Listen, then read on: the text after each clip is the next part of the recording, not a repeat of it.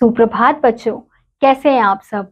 उम्मीद करती हूँ आप सब अच्छे होंगे। तो बच्चों, आज की कक्षा में हम पढ़ने वाले हैं अध्याय नंबर 11, जिसका शीर्षक है सर्वनाम।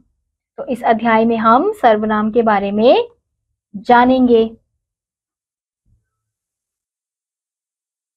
तो हम यहाँ देख सकते हैं कि हमें एक चित्र दिया गया है। राधिका एक अच्छी लड़की है। राधिका के पिताजी पुलिस इंस्पेक्टर है। राधिका की माताजी एक अध्यापिका है। राधिका सदैव राधिका के माता पिता की बात मानती है। राधिका प्रतिदिन राधिका के भाई के साथ विद्यालय जाती है। बच्चों, ऊपर लिखे वाक्यों को ध्यान से पढ़िए तथा मोटे छपे शब्दों को देखिए। यहाँ राधिका का नाम बार बार आ रहा है, जिससे अनुच्छेद पढ़ने में अटपटा लग रहा है। आइए अब इस अनुच्छेद को पुनः पढ़ें। राधिका एक अच्छी लड़की है। उसके पिताजी पुलिस इंस्पेक्टर हैं। उसकी माताजी एक अध्यापिका हैं। वह सदैव अपने माता पिता की बात मानती है। वह प्रतिदिन अपने भाई के साथ विद्यालय जाती है। तो दूसरे अनुच्छेद में यहाँ राधिका नाम का बार बार प्रयोग करने से बचने के लिए उसकी, वह, अपने आदि शब्दों का प्रयोग किया गया है। राधिका संज्ञा शब्द है तथा राधिका के स्थान पर प्रयोग किए गए शब्द सर्वनाम कहलाते हैं। यानी कि हम इस प्रकार हम कह सकते हैं, संज्ञा के स्थान पर प्रयोग किए जाने वाले शब्दों को सर्वनाम कहते हैं। यानी कि हम वाक्यों में बार बार संज्ञा का प्रयोग करने से बचने के लिए सर्वनाम शब्दों का प्रयोग करते हैं। तो हम यहाँ देखेंगे सर्वनाम के भेद। सर्वनाम के 6 भेद होते हैं: पुरुषवाचक, निश्चयवाचक, अनिश्चयवाचक, संबंधवाचक, प्रश्नवाचक, निजवाचक। तो सबसे पहले हम देखेंगे पुरुषवाचक सर्वनाम के बारे में। जब सर्वनाम शब्दों का प्रयोग बोलने वाले, सुनने वाले तथा किसी अन्य व्यक्ति के लिए किया जाता है तो उसे पुरुषवाचक सर्वनाम कहा जाता है। जैसे मैं, हम, तू, तुम, वह, वे आदि। तो हम यहाँ देख सकते हैं कि 2 लड़के हैं, आपस में बात कर रहे हैं। एक कह रहा है मेरा नाम ऋषभ है। तो पुरुषवाचक सर्वनाम 3 प्रकार के होते हैं। पहला है उत्तम पुरुषवाचक सर्वनाम। बोलने वाला जिन शब्दों का प्रयोग अपने लिए करता है वे उत्तम पुरुषवाचक सर्वनाम कहलाता है। जैसा हम यहाँ देख सकते हैं कि ऋषभ अपने लिए मेरा सर्वनाम का प्रयोग कर रहा है, तो ये क्या होगा, हमारा उत्तम पुरुष। जैसे मैं, मेरा, हम, हमें, हमारी आदि। ऐसे ही अब दूसरा देखते हैं। दूसरा हमें चित्र दिया गया है और उसमें लिखा गया है क्या यह आपका सामान है। तो ख, मध्यम पुरुषवाचक सर्वनाम। जिन सर्वनाम शब्दों का प्रयोग सुनने वाले के लिए किया जाता है वे मध्यम पुरुषवाचक सर्वनाम कहलाते हैं। जैसे तुम, तुम्हें, तू, तेरा, आप, आपका, आपको आदि। जैसा कि इस चित्र में हमें दिखाया जा रहा है कि आपका शब्द हम सामने वाले के लिए, जो हमारी बातें सुनता है, उसके लिए किया जाता है।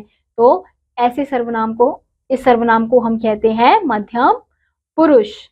अब अगला है हमारा अन्य पुरुषवाचक सर्वनाम। जिन सर्वनाम शब्दों का प्रयोग बोलने वाला या सुनने वाला किसी अन्य व्यक्ति के लिए करता है उन्हें अन्य पुरुषवाचक सर्वनाम कहते हैं। जैसे वह, वे, यह, ये, उसे, उसका, उनका, उन्हें। तो हम यहाँ देख सकते हैं कि हमें एक चित्र दिया गया है, उसके साथ कुछ वाक्य दिया है। ये मेरा छोटा बेटा है। तो यहाँ पे हम देख सकते हैं कि ये शब्द का प्रयोग हुआ है। तो ये शब्द क्या है, हमारा अन्य पुरुषवाचक है। ऐसे ही दूसरा देखते हैं, यह मेरा दोस्त है। तो ये क्या है, निश्चयवाचक सर्वनाम। जिन सर्वनाम शब्दों से किसी वस्तु या व्यक्ति के बारे में निश्चित रूप से ज्ञान होता है वे निश्चयवाचक सर्वनाम कहलाते हैं। जैसे वह, यह, वे, ये, उसे, इसे, यही, वही, उन्हें आदि। तो यहाँ पे यह शब्द का प्रयोग हुआ है तो ये क्या है, हमारा निश्चयवाचक सर्वनाम है। ऐसे ही अगला है अनिश्चयवाचक सर्वनाम। जिन सर्वनाम शब्दों से किसी वस्तु या व्यक्ति के बारे में निश्चित रूप से ज्ञान नहीं होता है वे अनिश्चितवाचक सर्वनाम कहलाते हैं, जैसे कोई, कुछ, किसी, किन्हीं आदि। तो यहाँ हम देख सकते हैं माँ कोई आया है, तो अब कौन आया है इससे हमें निश्चित ज्ञान नहीं हो रहा है, तो कोई शब्द क्या होगा हमारा अनिश्चयवाचक सर्वनाम। ऐसे ही अगला है हमारा संबंधवाचक सर्वनाम। जिन सर्वनाम शब्दों से किसी दूसरे सर्वनाम शब्द के साथ संबंध प्रकट होता है वे संबंधवाचक सर्वनाम कहलाते हैं, जैसे जैसा, वैसा, जैसी, वैसी, जो, वो आदि। जैसे हम यहाँ देख सकते हैं जिसकी लाठी उसकी भैंस। ऐसे ही अगला है प्रश्नवाचक सर्वनाम। जिन सर्वनाम शब्दों का प्रयोग प्रश्न पूछने के लिए किया जाता है उन्हें प्रश्नवाचक सर्वनाम कहते हैं, जैसे कौन, क्या, कहाँ, किनका, किसको, किन्हें आदि। तो हम यहाँ देख सकते हैं कि सरिता जी कहाँ रहती हैं, तो कहाँ शब्द से हमें पता चल रहा है कि इस वाक्य में प्रश्न पूछा जा रहा है।